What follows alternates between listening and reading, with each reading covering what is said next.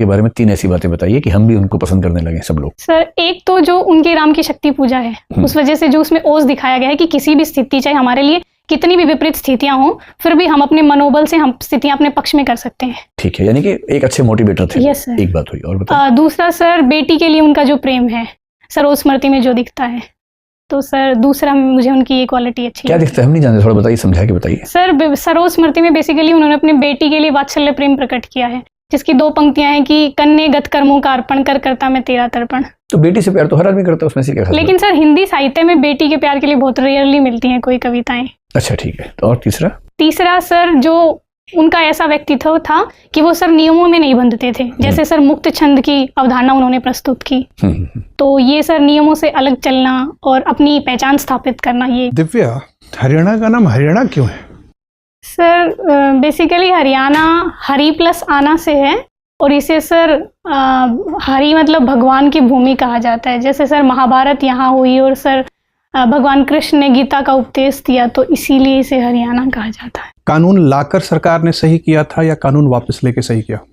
Sir, basically ये कानून लाने के पीछे सरकार की इंटेंशन सही थी, लेकिन जो विरोध हुआ वो इसलिए हुआ क्योंकि इसकी प्रक्रिया में कुछ कमी थी। जो किसान ऑर्गेनाइजेशंस हैं उनसे सर अच्छे से बात नहीं की गई। तो मुझे ऐसा लगता है सर, कानून का उद्देश्य अच्छा था और कानून निश्चित ही कृषि में कुछ लाभदायक परिणाम उत्पन्न कर सकता था, लेकिन इसके लिए बस डिस्कशन की जरूरत थी। पहले किसानों को ट्रस्ट में लेके उनको समझा के उसके बाद सर कानून लाए। किसान फिर धरना पे बैठे हैं, वो कह रहे हैं कि वादा खिलाफी हुई है। किन वादों का वो हवाला दे रहे हैं? किन वादों को सरकार ने पूरा नहीं किया?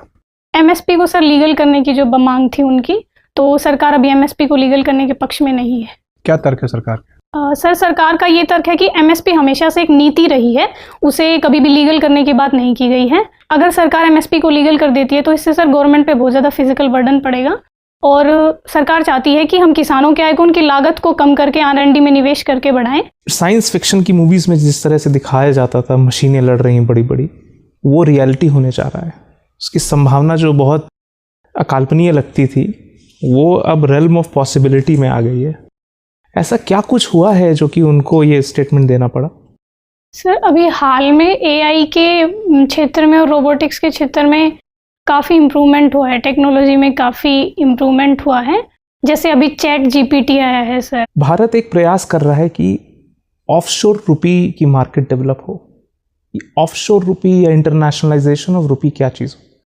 सर, इसका मतलब ये है कि अभी हाल में डॉलर के मुकाबले में सर डॉलर फ्लक्चुएट होता है, तो भारत का रुपये है वो डिप्रेसिएट होता है। तो इस वजह से इंटरनलाइजेशन ऑफ रुपी का मतलब है कि भारत का जो ट्रेड है वो रुपी में हो। आपने हासमान प्रभाव के बारे में आप जानती हैं? इसमें इसको इंग्लिश में क्राउडिंग आउट बोलते हैं। Yes sir. क्या होता है क्राउडिंग आउट? ये सर ऐसे होता है, जो फाइनेंशियल मार्केट में जब गवर्नमेंट ज़्यादा डेब्ट ले लेती है तो प्राइवेट इन्वेस्टमेंट के लिए कम स्पेस बचता है, उसको क्राउडिंग आउट इफेक्ट कहते हैं। Yes ma'am. ये बताइए, एक तो होता है फॉरेस्ट कंजर्वेशन रूल्स 2022 में जो आए हैं, और एक था हमारा forest rights act. Yes ma'am. 2006 का।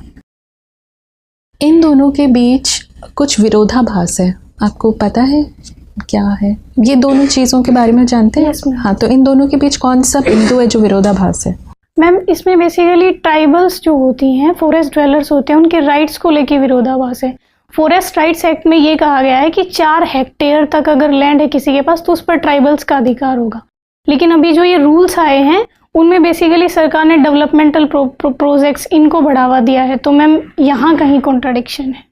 तो आपको लगता है कि सरकार एक तरीके से जो फॉरेस्ट ड्वेलर्स के जो राइट्स हैं उनको बाईपास करते हुए ये रूल्स बनाया है? गवर्नमेंट ने सिर्फ डेवलपमेंट बोल रहे हैं, लेकिन इन अ वे तो उनके जो हेरिडिटरी राइट्स हैं उसका हनन हो रहा है।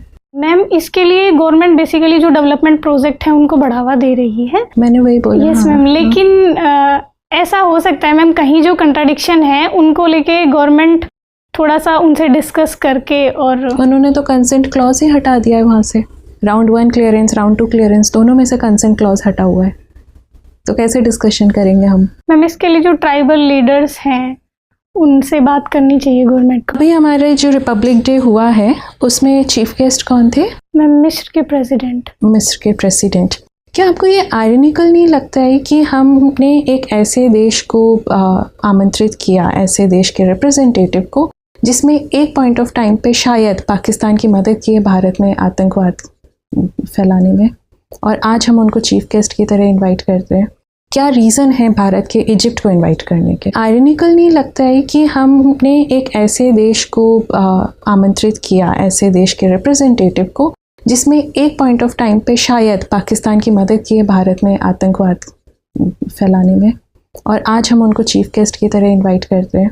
क्या रीज़न है भारत के इजिप्ट को इनवाइट करने के? मैम, इंटरनेशनल रिलेशंस में बेसिकली कोई भी परमानेंट फ्रेंड या परमानेंट एनिमी नहीं होता है। और इजिप्ट के साथ हमारे रिलेशंस बढ़ाने का ये कारण है कि मैम वहाँ हमारा निवेश है, एक तो $3 बिलियन से ज़्यादा हमने वहाँ निवेश किया हुआ है, और दूसरा जो अरब वर्ल्ड है उसमें अपने संबंधों को आगे बढ़ाने के लिए हम मिस्र का उपयोग कर सकते हैं। अच्छा, चलिए ठीक है, धन्यवाद दिव्या। Thank you.